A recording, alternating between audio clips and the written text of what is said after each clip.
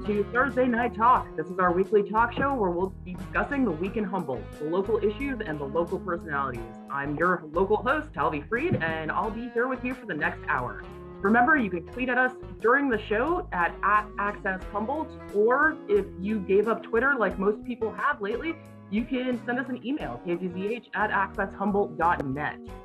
We'll also have a chance for you to join in by calling us later in the show. Joining us tonight, we've got Patty Harvey, co-chair of the Humboldt chapter of Healthcare for All, physicians for a national health program. Stephanie Dittmer, MD, a family medicine specialist for Ikigai Physicians Group, and Kathryn Donahue, retired nurse and union leader. Welcome, everyone. You're allowed to say hi to everybody. Thank you. I'm glad that you guys can make it, especially you may have noticed a theme in our guests tonight. Our topic for this week is the state of healthcare in Humboldt County, which is a fully loaded topic, as just discussing this in the past week, trying to get a feel for what others think. It's a lot of people have a lot to say about this, not just what's going on in Humboldt County, but the extension of the country as a whole and what's going on everywhere. What are we getting right here in Humboldt County? What are we getting wrong? What are the major problems that we as a rural community, even though it doesn't always feel so rural, we are a rural community, what do we face? And where does hope lay in the situation? What are the potential solutions our listeners may not be aware of? Let's start off right away. I know everybody has a lot to say on this one, though. The accessibility of healthcare. Kathryn, I feel like you had a little bit to say about this while we were discussing. So do you want to kick it off in explaining a little bit of what it's like to even get in to see a physician right now? Well, it's very difficult if you haven't been with a physician for a particular length of time and you're trying to find a new physician. I know people that are having a hard time even finding a physician that will accept them in their practice. I've worked here in Humboldt County for the last 35 years. Part of the time I worked in Humboldt, actually. The county used to own an inpatient hospital there. And I worked there, and then I worked on the coast for a long time, and I worked at the ICU at St. Joe's for the last 28 years. And then I retired. And so I've seen firsthand what happens when people don't have access to healthcare, and it's a problem here because we're so very rural. You can live far from healthcare, and also we have basically one provider here in Humboldt County, which is the Providence St. Joseph system. So they're the provider. They own most of the doctor's practices, or I don't know how they want to describe that, but I know that they work for the corporation, all but two here in Eureka. And so it's a lack of providers and lack of distance and lack of money here in our country. We all have all the healthcare we can afford. So if you can't afford much, you don't have much access to healthcare. Stephanie, you had mentioned right before we came on air about, well, I wanted to talk a little bit about what it means. You seem to have more of a grasp of this than I seem to, and that is that nurses now can kind of be seen as though they are a doctor. Well, the access point is a little bit challenging. It kind of overblends into this. So in our county, we don't have enough physicians to see the patient populations across all specialties. So primary care and subspecialty services. So one of the answers that traditionally has been trying to address the healthcare shortage, not just in our county, but across the country, has been using nurses that have received advanced training and have received additional licensure in the nurse practitioner category, or physician assistants who have received additional training in order to supplement or extend the care that physicians can provide. So historically, advanced practice clinicians or physician extenders have been one way to sort of increase access points. Historically, because the level of education is not standardized across the different non-physician backgrounds. There's no standard education for nurse practitioners across the country and within our state. What we have is sort of like an amalgam of non-physicians that are trying to help increase access, but have always been under the purview of supervision of physicians. The practice of medicine is actually codified into law. So nurses that are nurse practitioners or physician assistants technically don't practice medicine under the law. They practice clinical care under the supervision of a physician. That supervision is what has sort of tried to remain some level of safety network for patients. So not just in Humboldt County, but everywhere across the United States. About, I think, 23 states now have passed laws that allow nurse practitioners to practice outside of standardized procedures and practice independent of physicians. And so what California did with Senator McGuire and Jim Wood here in California passed the Assembly Bill 890 through California, and now there's been multiple stages of reviews of that piece of legislation that is supposed to be enacted in 2023. So in January of 2023, based on the recent Board of Registered Nursing hearings, that will likely be put into effect probably by the spring of 2023.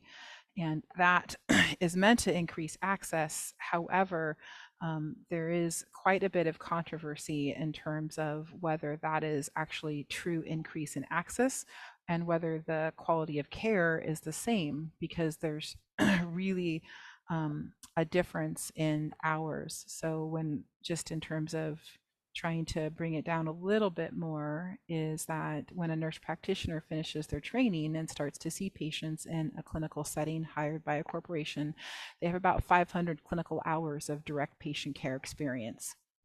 In our current physician training mode, even if you have just a short 3-year residency program following the 4-year medical degree, following bachelor's, you have about 20 to 30,000 hours of direct patient care. So when a patient walks in to see a nurse practitioner or a physician directly out of training, you have 500 hours versus 20 to 30,000 hours of clinical experience. And physicians are supposed to be overseeing that care because they're not equivalent. But that's not the way it physically has panned out in our coast, in our county. Your supervision can be retrospective. You can see a nurse practitioner and 5% of their charts may be reviewed after the fact and may not actually be reviewed in real time. So up to 95% of the care may be not actually supervised. Because of that, and because of the attempts across the country to increase access, this has been seen as a way to increase access. But physicians are significantly concerned, given what we've seen here and what we've seen across the country as data has started to show, data that's not sponsored by the nursing industry, started to show that the costs for care go up under these models, that nurse practitioners do not exclusively go to rural areas, they don't increase access, and unfortunately decision making is different in terms of outcomes. So as the data kind of comes in, we'll sort of see what the implementation really looks like, but it is a significant concern for physicians in this county. Well, I would think it would be a concern for physicians anywhere. I was not aware that advanced practice people, both physician's assistants or nurse practitioners, could work without being under the auspices of a physician in whom they had a relationship with, where they discussed patients and where things were known by both parties, but as what you were saying, as an independent practice. Can you explain to me, because I'm not familiar with it, what SB 890 allows to have happen here in California? So it authorizes the practice of, it allows nurse practitioners to practice care in the state of California outside of standardized procedures, so outside of direct supervision of physicians. So it allows for 2 categories of nurse practitioners that will be allowed to go through additional sort of mentorship process of about a couple thousand hours. And then they can apply for a 104 licensure. So nurse practitioners can apply for a 103 licensure and a 104 licensure that eventually says that they can practice independent of physicians in a specialty area that's been clearly designated by a board certified examination. So there are, I think, 6 areas of national certification that if a nurse practitioner trained in the state of California takes and passes a certification exam, can apply for a licensure to apply for independent practice. Again, in the context of, again, non-standardized education. So for example, one of the critiques of that board certification for primary care is there may be only one question of an EKG reading or a cardiology reading, and yet when you go into an FQHC clinic and you have a concern and that nurse practitioner gets an EKG, they may have only had one question, and they may have never actually seen an EKG before. So it's not specific to one area of practice like cardiology or no. It's just a broad overview, like a GP kind of a. There are 6 areas of specific things that the national certification exam for nurse practitioners will be allowed to do that in. And they're a grandfathering in experience, which is a problem for physicians in terms of not having already sort of adequate supervision in our county. During the pandemic, there's been concerns and complaints for physicians that they've been not had enough time or adequate supervision or support from the corporate structure to actually teach nurse practitioners and to be in that engaging role, which is really the better answer for this. And that's kind of why the traditional model of nurse practitioners was created. The original nurse practitioners were working side by side with physicians and they were getting a lot of experience, but Right. now you can get a nurse practitioner license online while you're working and doing an RN role and actually not have that same level of interaction. In fact, there's lots of programs that you pretty much pay to play. So I can see why you would say that a nurse could be confused as being a doctor. I could see that could happen with a setup like this. And you are correct. It's the corporatization of healthcare that has driven this, because what you just said was what reminded me of what a nurse practitioner was when I was interested in looking into that, which was a long time ago, when it was a partnership with the physician. So nothing ever stays the same. And unfortunately, healthcare has not improved, I don't think, for access for people, particularly safe access. So I understand your concern. It's a complicated subject for anybody to wrap their head around, actually. Okay. There is just a legal lawsuit that was publicized today in the state of California where a nurse practitioner was advertising as a physician. There is a doctorate of nurse practitioner degree, which is a 1 year. So unlike I said, 4 years of medical school, additional residency, a 1-year program that you can do online with less than half of that time being clinically devoted can give a doctorate degree. And so then that's been the example of the current litigation that was just publicized today in the state, where there's this idea of who am I seeing as a patient and what's their clinical experience, what kind of supervision do they have. That level of transparency and patient safety is what physicians have been advocating for, and there really hasn't been any of those safety measures put into place for the last 2 years while we've been trying to work actively with NPAC and Buren. Patty, you've been fairly quiet during this time. This is out of my area of knowledge for the most part, because I'm not a healthcare provider.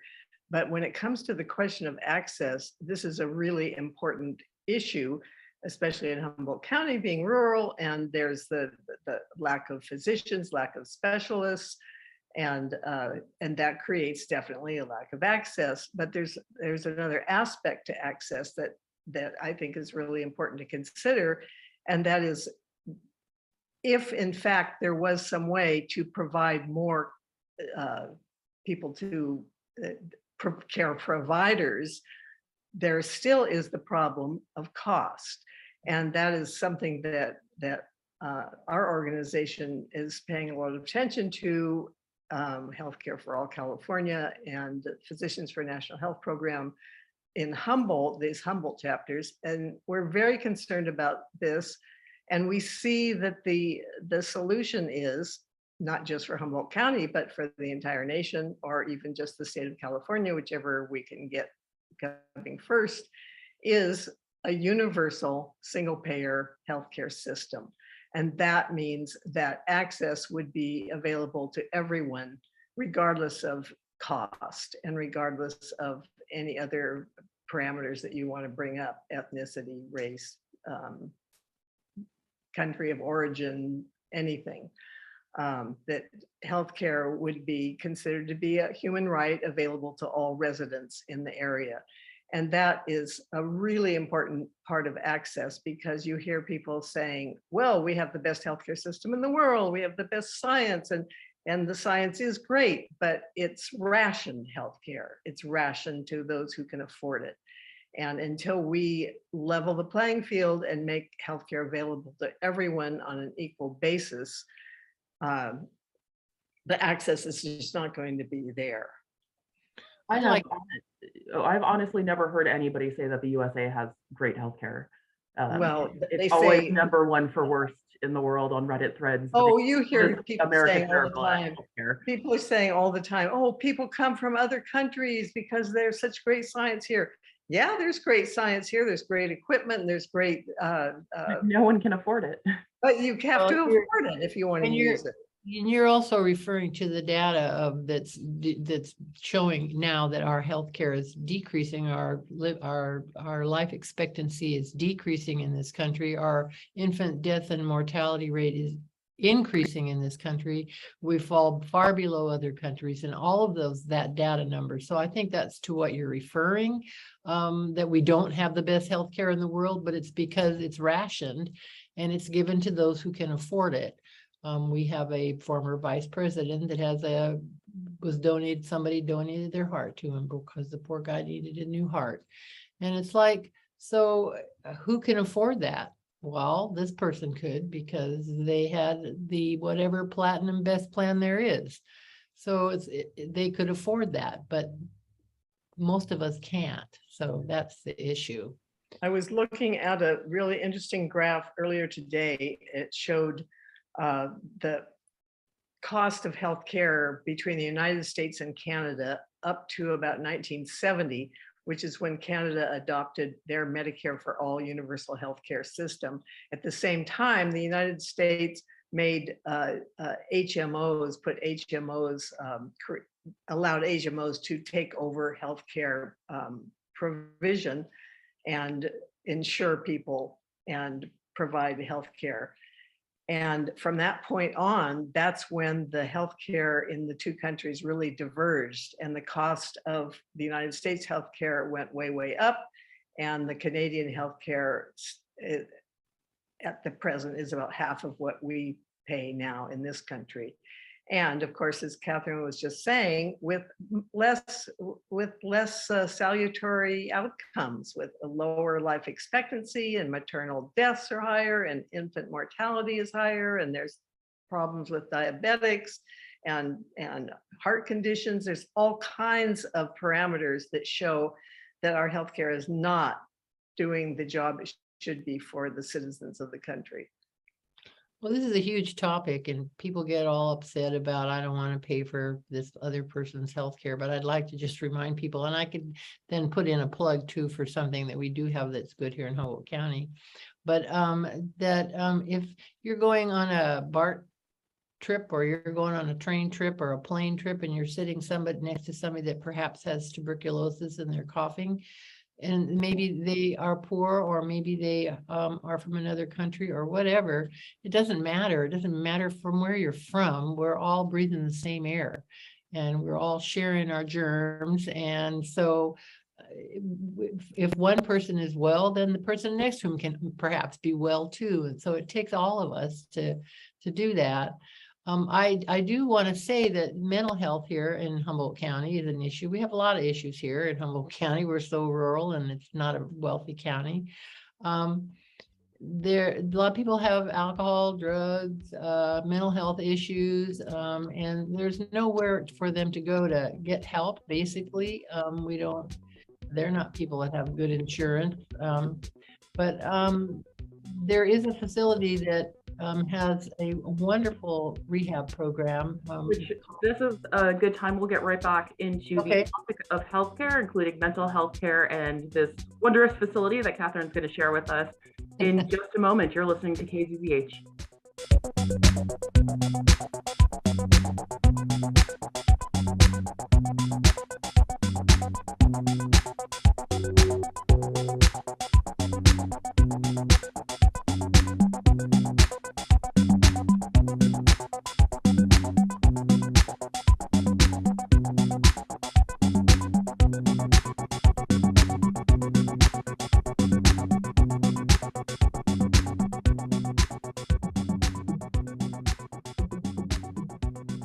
Welcome back to Thursday Night Talk. We'll be continuing our discussion of healthcare in Humboldt County. You can join us by calling 669-900-6833. Again, that's 669-900-6833, and use the following meeting ID in order to join: 511-886-8501. That's 511-886-8501. You can also send a tweet to @AccessHumboldt, or if you don't use Twitter anymore, because why would you? You can send us a message via Facebook or send an email to kzvh@accesshumboldt.net. I'm your host, Talvi Fried, and tonight I'm joined by a group of who happen to be very well versed in healthcare: Patty Harvey, Stephanie Dittmer, and Kathryn Donahue.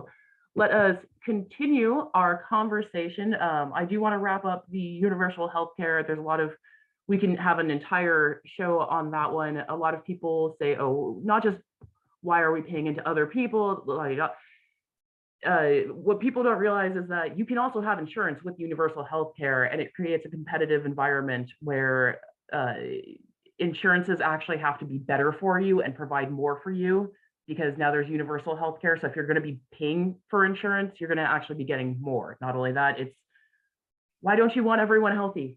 It just doesn't make sense to me. That would be I don't need to be paying for other people. We're a community. That's literally what we do. And, but for the grace of some higher power, it could be me, it could be you, somebody who could need help.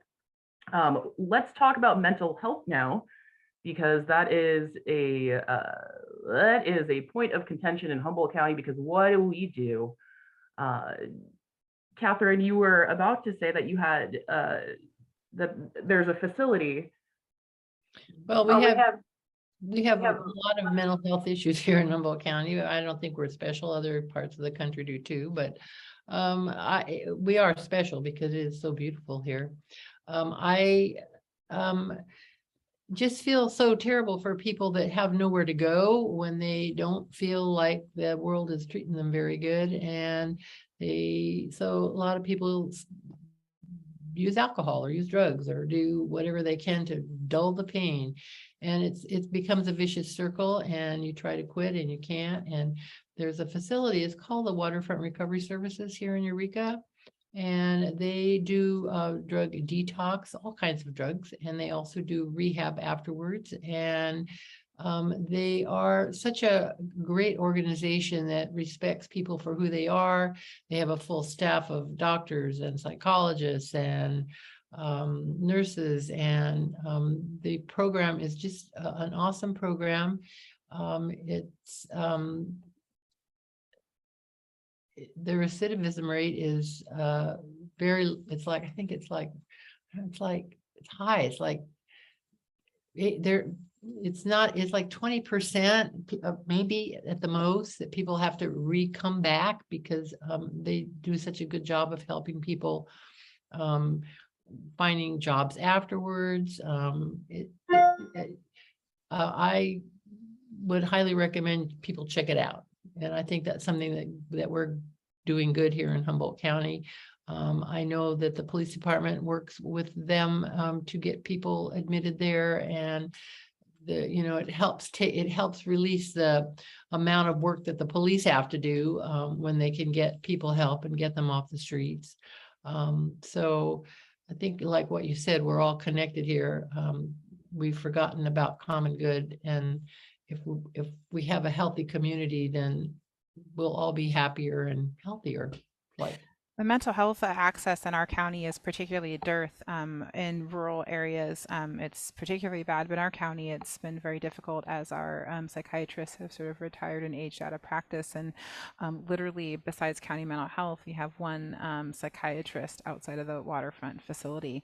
And one of the things I think that, again, sort of points to where our access is limited is that the pandemic has allowed for people to access care through telemedicine and telehealth routes that previously were not accessible because clinicians would not get paid for any telemedicine services. So thus, they were not present. The pandemic opened that up for reimbursement. And now, due to the current state of affairs, the federal government is going to shut off the emergency pandemic reimbursement to telehealth in 6 months. So here in the county, where our psychiatry is really dependent on being able to reach out to people that can't drive all the way up to Eureka, the one place in our county where these services are available, we will shut down more access than we've already sort of seen as a limitation. The HR Bill 4040 at the national federal level that Jared Huffman has been trying to support needs to gather public support in order to continue to access those kind of services here. One of our recent graduates from our residency program has been actually helping, even though he's left the area and is practicing elsewhere, is helping with telemedicine services through psychiatry with our local psychiatrists. So access to healthcare in mental health is actively on the chopping block if telemedicine gets discontinued for reimbursement. Why would it be discontinued? At what point did that happen? That was just deemed by the United States Congress recently. Oh, fun. So yeah, that's why there's an HR Bill 4040 that's currently literally being debated, and we're hoping that that will pass in order to allow for telehealth services to be reimbursed. Medicare creates codes that physicians can bill under. There has been a code to bill for telemedicine services prior to the pandemic, but insurance companies would not reimburse for it. So they created a code that was not reimbursable. So under the pandemic, again, when everybody was trying to increase access in any sort of way, capacity, form, they allowed for doctors to get reimbursed. Now that the pandemic emergency is being deemed to be done, they're going to remove reimbursement for those codes. That's terrifying. Because that's also very interesting. Yeah. Because I had to go to the ER a couple years ago, and literally a screen was in front of me. This was pre-pandemic, and it was a physician from outside the area. And I was a little confused because when you're in an emergency room and having somebody explain something to you and explain it to the nurses too, like, you know, it was just like had to have a surgery on my hand or whatever. And it's like, oh, but it was very odd. But I was also like, okay, we don't have that in the area. I'm grateful that this person is at least here and it has access. And if it was being covered before the pandemic, why would it not continue to be covered now is a fun question. That is just terrifying that we don't have that, because we don't have that many physicians in the area. There aren't that many psychiatrists. And the ones we have are, I mean, people who have seen them can judge them for themselves. So but even in primary care, so when you have to go to an FQHC for care and you have to see everybody every 15 minutes and you don't have enough resources or staff, and you take half a day off of work to go wait in a waiting room for an hour and a half to see your provider who is running 30 minutes to an hour late, and then you require treatments, interventions that then keep you there for even longer, that's one level of care. But follow up on an issue regarding regular medication management or checking in for something that doesn't require an in-person visit, to follow up on, you know, blood pressure that you've been checking at home, that's a 15-minute visit from your living room where you can demonstrate where your blood pressures are and maybe your meds get adjusted that way. So even in primary care, the access for patients that live rurally who trying to come from these remote parts of our county are going to be devastating. So not to switch we can have a whole show on mental health care alone. We absolutely can. But I was talking to Nicholas Cole, and he had a few questions about childhood wellness.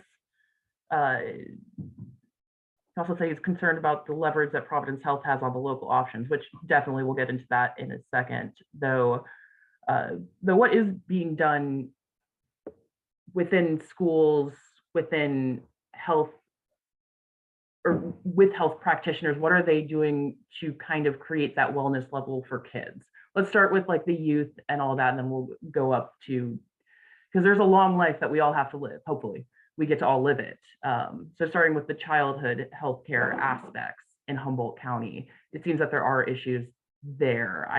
Patty, I haven't heard from you in a minute. I know it's not your area of expertise necessarily, but I do know that you, I mean, being a co-chair for Physicians for a National Health Program, I hope you have some insight into what it is like for kids to get that mental health care. Is there even options available to them in the area? This is really not my area of activity at all. So I'm afraid I really don't have any information about that. I can speak to that, Talvi. I can speak to that as a family medicine physician who sees kids, neonates. In our county, that's sort of one area that we're hopefully going to see a change as the Sorrel Leaf Center starts to open up and see children in the field. So there are a new program that's located north of out of Bayside, that Dr. Evan Bucksbaum was a longstanding love pediatrician in Fortuna. Advocated and got awarded grants from the state in order to create a residential treatment facility for adolescent and youths. I think at age 7 and above, I think is the age range. And they'll be able to dispense a mobile crisis unit to the emergency rooms where these teenagers and children are being boarded for hours and days on end while they're trying to find an inpatient location elsewhere outside of our county.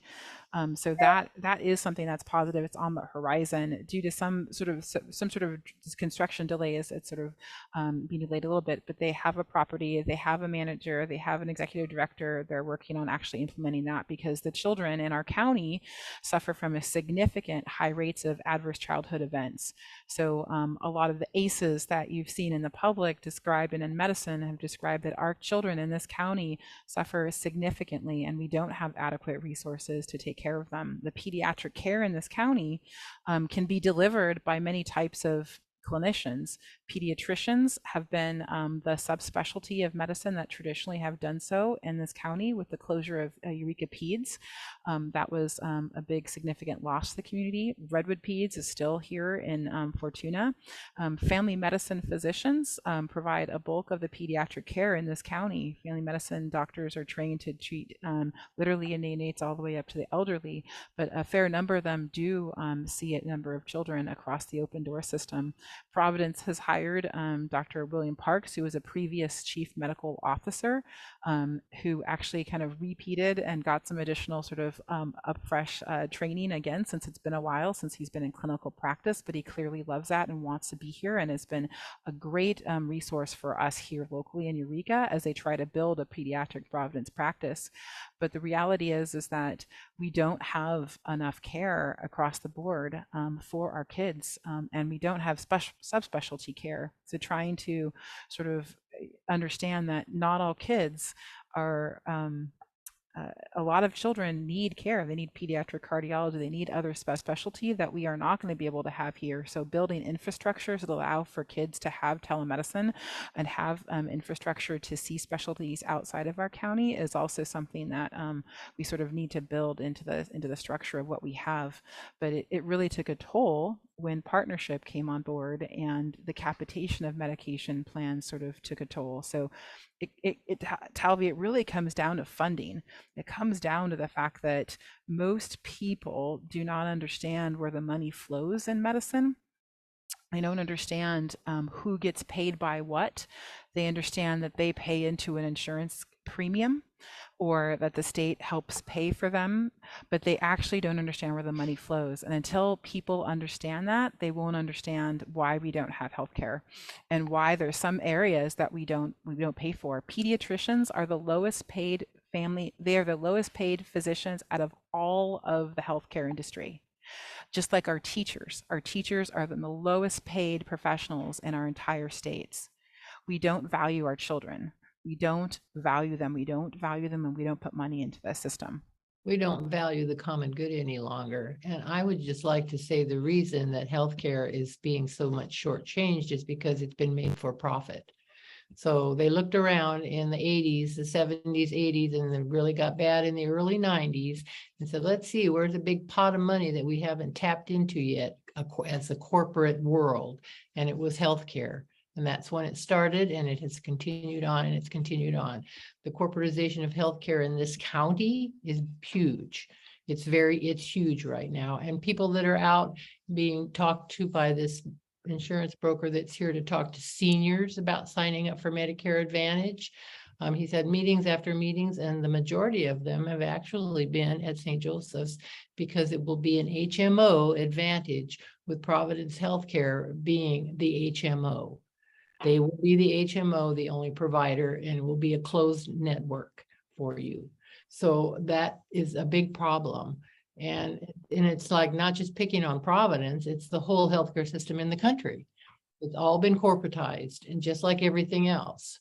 So if you want to look at the flow of money, insurance companies that sell healthcare make their money by denying care. And that's just the reality and a fact of life. It's nothing to be argued. It's just how it works. So you're right. People need to know where the money and how it flows and where it goes, and they need to speak up, and they need to vote, and we need legislators that are going to support a single payer system, because that would fix things and it would level the playing field entirely. And it's like, so, and I talk to people, and the word capitation is used, fee for service is used a lot in healthcare. We talk about it. And most of the general population has no idea what either one of those terms mean. They don't know what that means. And they don't know that capitation for Medicare, it's killing Medicare. It's draining the Medicare trust fund. So that's not going to be there for the future, because going back to the telehealthcare reimbursement and not happening anymore.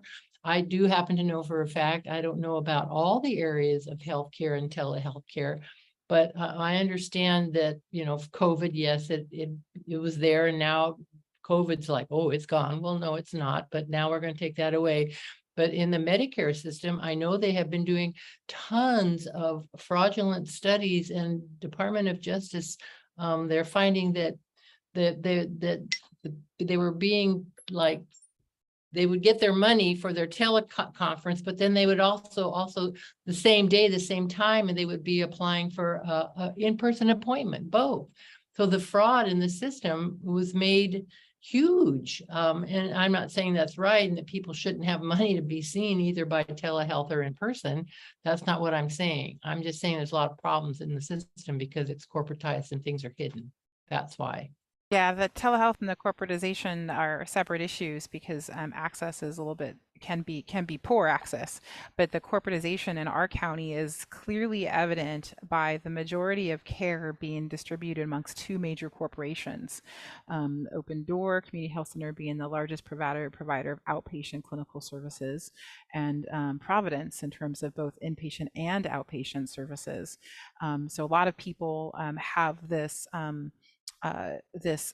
experience of turning over of clinical providers, physicians, nurse practitioners, and PAs, but they don't understand how the corporate structure has played into that, how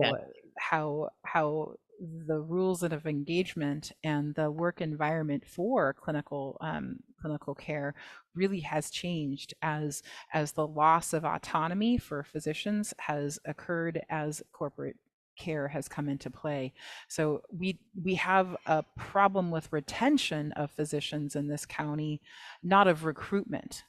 The retention has always been the problem. we can recruit many physicians here who love the North Coast arts. They love the outdoor environment. They love the somewhat distant but yet proximity to the Bay Area.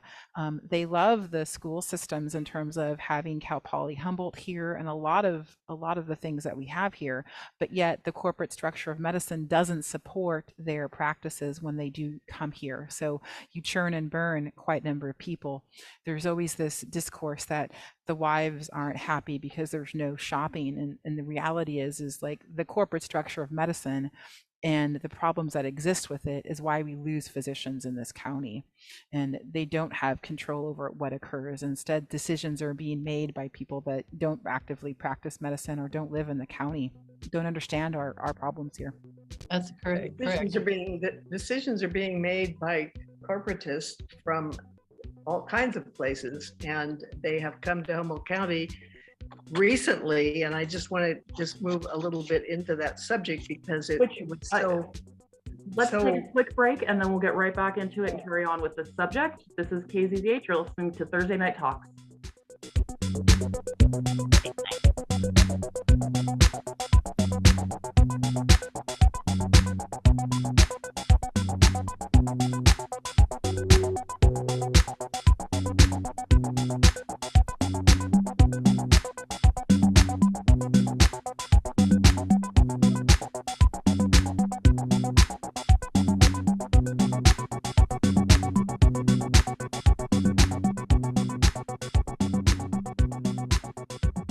Welcome back to Thursday Night Talk, right here on KZZH. I am your host, Talvi Freed, and I am joined by Stephanie Dittmer, Kathryn Donahue, and Patty Harvey, but I don't want you to lose your train of thought, so the floor is all yours.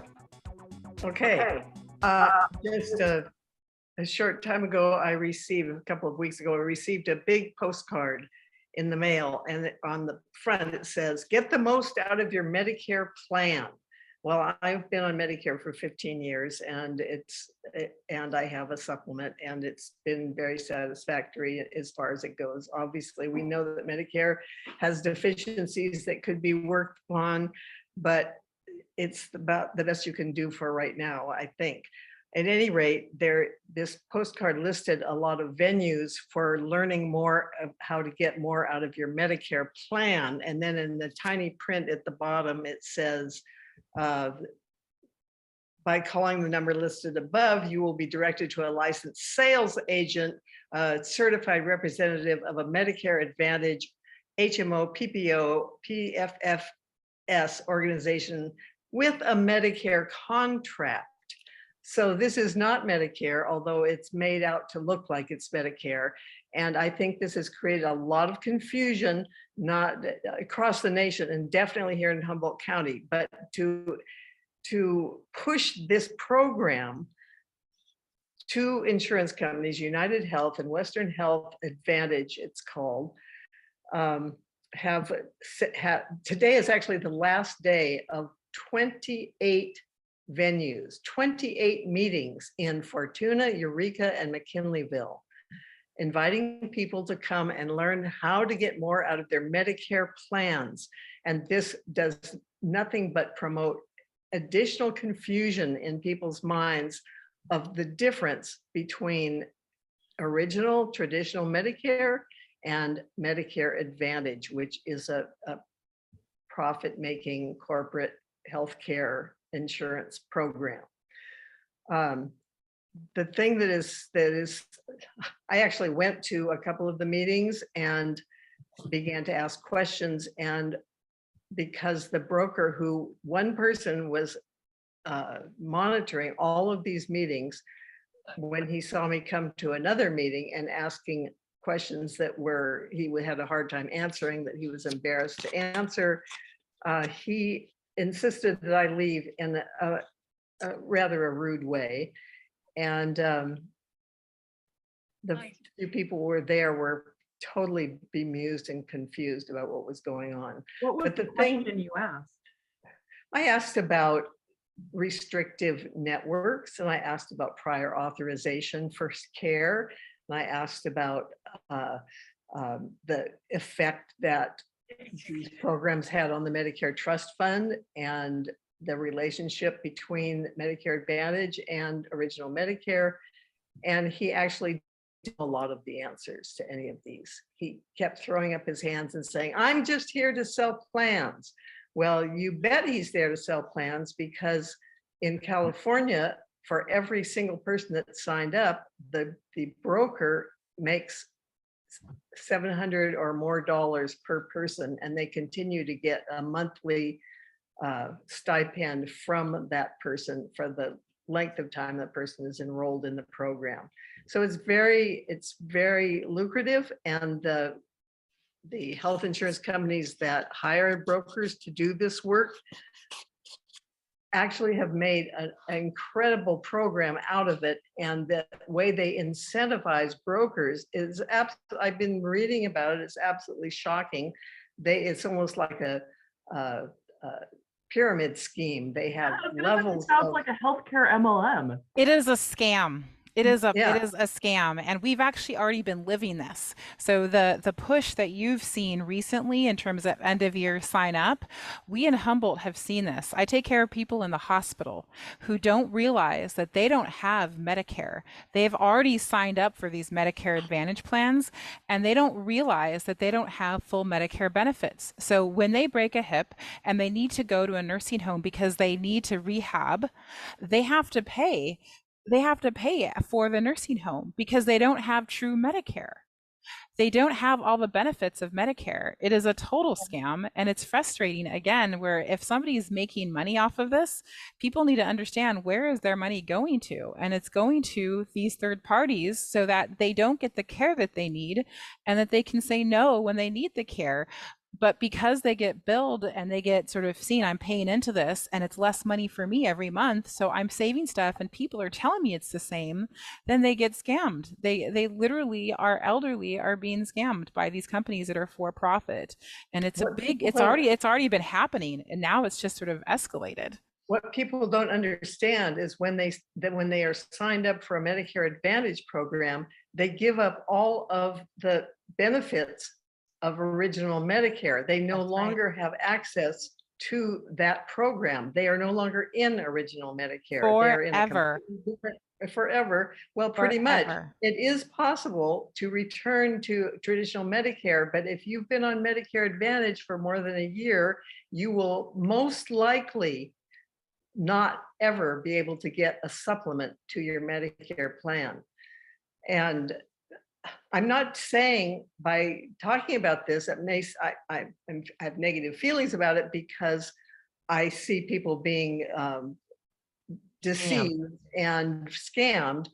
But the thing is, if you want to sign up for a Medicare Advantage plan, and I don't blame people for signing up for a Medicare Advantage plan, because it is much cheaper at the outset than it is to sign up for traditional Medicare.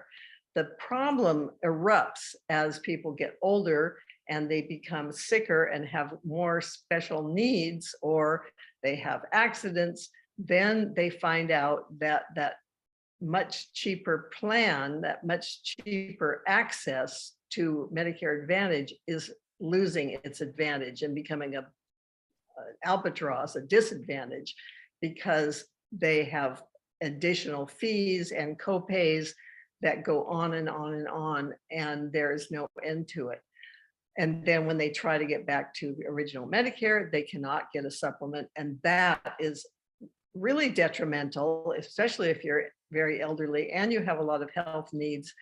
You have that 20% copay, and that can get very expensive. And so you pretty much stuck. That copay is a big barrier. That's a big barrier for care. When you have to look at what a price cost for a CT scan or an MRI or an ER visit, and that copay and one ER is super expensive versus another, those copays add up without a supplement. And that's exactly right, is that we haven't in the United States, nonetheless, this county or elsewhere have decided that everybody should have access to healthcare. And people have a cognitive bias where they feel that they're healthy until they're not.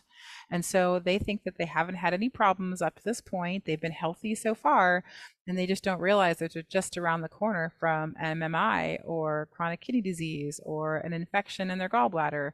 So you don't get a lot of forward thinking in these kind of situations because people are on restricted incomes. You're basically asked to roll the dice in a Las Vegas manner and try to, okay, please let me ask you, do you know what kind of accidents you will have in the next 20, 30 years? Do you know what kind of diagnoses will be levied against your poor aging body in the next 20 or 30 years? No, you don't know. And so how can you possibly make intelligent and comprehensive, secure guesses as to what kind of coverage you're going to need? How much better would it be if, hey, how about if everyone had access to the healthcare they need when they need it? Well, I would just like a cost-effective way. I would just like to say for Humboldt County, if you have Medicare, you can go anywhere that you would like to get your medical care access. You can go to San Francisco. You can go wherever you would think you would get the best care. If you live in Humboldt County and you have Medicare Advantage, you will be required to get your care here in Humboldt County at Providence St. Joseph's. And that means no Mad River Hospital for you or any of the doctors that have privileges there either. Oh. And I would just like to say one more thing about that Kathryn brought up about capitation. This is something that the Advantage plans are definitely take advantage of, is the way that they're paid through the Medicare Trust Fund. They're contracted with traditional original Medicare to pay the bills for their enrollees' medical problems. The Medicare Trust Fund gives them a capitated rate.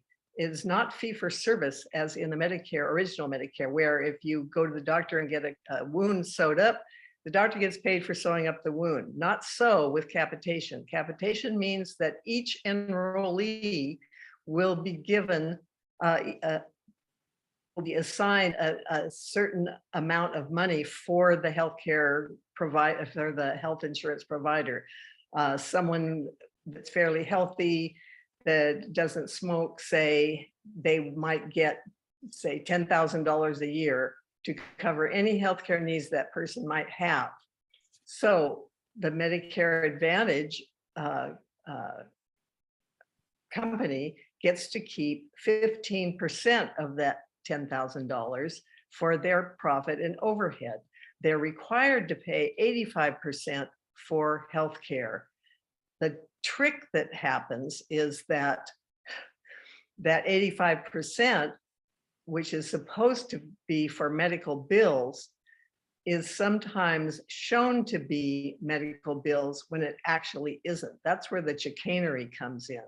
And I know this for a fact after talking to a physician who used to, that was his job working for an HMO, was to find ways to label activities that the healthcare company undertook, like that would be administrative activities, but to label them as healthcare. That way, that 85%, part of that 85% that they're supposed to be spending on healthcare, part of that would go to the benefit of the health insurance company. So that's just part of the difficulty. The other part of the difficulty with capitation is that as each person is given a risk assignment of, say, as I mentioned, one person that's fairly healthy, that the health insurance company, $1,000 a year to cover that one person. However, if that person's risk assessment goes up, if they were somehow to become sicker or to look sicker, the health insurance company would reap up to 4 times or even 10 times as much per year for that person. So they make a great effort to recode enrollees as to make them look sicker than they actually are, because it gives them a much higher rate of reimbursement from the Medicare Trust Fund. And that is one of the reasons why the Medicare Trust Fund is running very low and dangerously low. And now I've heard that it's supposedly going to run blank by 2026. What was it in 2020? The Department of Justice, the CMS, estimated that between 12 and 25 billion dollars was overpaid to Medicare Advantage programs, falsely overpaid from upcoding. And that is one of the most damaging and fraudulent and criminal aspects of healthcare and health insurance companies in the Medicare Advantage programs. It feels like we have a brand new show, just healthcare in Humboldt, every week, because there are so many topics that we did not get to, and I feel like we barely got to cover even a smidgen of what's going on in the county. Though I appreciate you all for being here. It is time for closing comments. I really did want to get into the healthcare for elderly and that whole issue. I feel like that could be its own show, so can mental health. Though everyone has about 1.5 minutes, 2 minutes to make some closing statements, just anything you want our listeners to take away. Patty, let's start with you. Yes, I would just like to say, if anyone is interested in this in our local area, to take action to help protect Medicare, there is a place you can go, protectmedicare.net, and it's some simple things that you can do to help this whole process of making Medicare more secure and viable. There is also, you can go to pnhp.org. That's Physicians for a National Health Program. And there's so much information about Medicare and about all kinds of health issues. There's also, from the state program, healthcareforall.org. That's Healthcare for All California. So going to healthcareforall.org. And if you want to join us locally, please email us at healthcareforallhumboldt@gmail.com. And we would be happy to put you on our mailing list. We would invite you to our monthly meetings, and you would be kept abreast of all of our activities and efforts to improve and expand and protect our Medicare program, and hopefully eventually turn it into a single payer universal healthcare program. Thank you, Patty, for being on the show. Lots of information that you've given us tonight, so thank you. Stephanie. I'm going to end on a positive sort of uptick, since we can talk for hours, as many people probably surmise. One of the positive things that's coming out of our county right now is the effort across multiple companies, multiple organizations, including the Medical Society here, to grow our own healthcare resources. So besides the Senator McGuire sort of recently supported health learning center in Samoa, we're also trying to get to the elementary schools and pre-med society here. So we're eventually going to hopefully grow our own here. Thank you, Stephanie. Kathryn, final thoughts for everyone. Thank everybody for listening. My only thing would be, please, if you're going to be buying an insurance policy wherever or for whomever, please just research it. Be asked lots of questions about it. Know what you're signing up for. And also, I wanted to thank you for hosting this program. And there's something else I was going to say, and I can't remember all of a sudden. But it was a pleasure. Thank you so much. And I know what it was. All of you out there with jobs that are paying your FICA taxes, your FICA taxes, those taxes go into the Medicare Trust Fund so that you can have health care when you are old. Someday you will be like me. So you're paying into it, and your taxes that you're paying into there, taking out of your paycheck, is subsidizing a lot of the fraud that is going on with the insurance industry. So again, please research what you're paying for when you purchase insurance. Thanks a lot. Thank you, Kathryn. That's a good message to end it on. Research, gain knowledge. Don't be swindled by people in suits telling you that something's a good deal. Make sure that you know everything that you're signing up for. I feel like there are so many unanswered questions here, like where does the money go? What is the money funnel for medicine in Humboldt County? We didn't get to touch upon the geriatric situation in Humboldt, but again, I feel like that can be its own show. Maybe next week or the week after, we can cover that one. And that's kind of the time that we have today. So thank you again to our panel. You guys were wonderful and very informative. I feel like I'm leaving this with more questions than I got answers to, and that's okay. Always be curious. We'll be back next week with another Thursday night talk. If you have topics or suggestions for the show, email us at kzzh@accesshumboldt.net. Just a reminder for everyone, the show does replay on Friday evenings at 8 p.m. right here on KZZH 96.7. Plus, you can watch us and see all our shining faces on Access Humboldt's YouTube channel. So thank you for listening tonight and possibly watching later, or thank you to those who are watching this right now. I will see you next week again. Your host, Talvi Fried, and take care of yourselves. Stay as healthy as possible, because gosh, it's expensive to get help out here. If you can find it.